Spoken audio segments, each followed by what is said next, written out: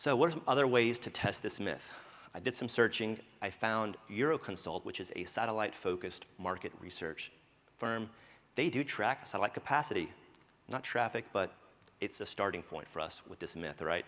So they released this press release last year, I believe, and they had this quote here. You can see that the global capacity supply for all orbits will be expanding rapidly from 3.7 terabits in 2020 to 23 terabits in 2022, and could reach 50 terabits in 2026. So that is something we can use as a baseline, probably. So we all know that the bandwidth for satellites is indeed booming. It was mentioned this morning in the speaker that there's a lot of investment coming in new things such as Starlink, Amazon Kuiper, OneWeb, many other constellations are being built. So that's why we're seeing this bandwidth surging for satellites here.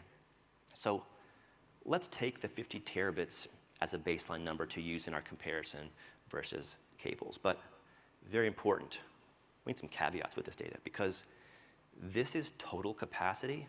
It's not intercontinental only.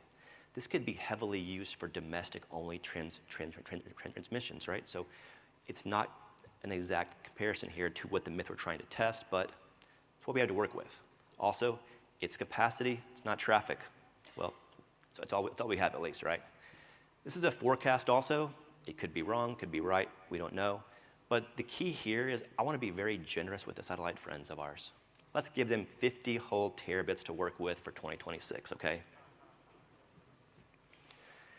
Now, the other part of the equation is what is the intercontinental submarine cable capacity we can use to compare against the satellite figure. So here's some of our data, which is an estimate of the potential capacity of existing and planned intercontinental submarine cables. And that, we think, is 8,758 terabits per second, okay? We should note, however, one caveat here, though. There is intercontinental data for Europe to Asia that is indeed carried by terrestrial networks, right? So it's not we can't say submarine cables account for all intercontinental, that's not satellite, but we're going to ignore that small distinction here and just go with this data, okay? Also, this is data for planned cables that we're including here, which only goes probably to about 2025. There are cables that are going to be built and in service by 2026 that are not included here. So we're being very conservative with our data for submarine cable capacity, okay? So conservative for us, aggressive for the satellite friends of ours. Let's run some math here. Okay, the data on cable capacity, it's 8.8 petabits per second.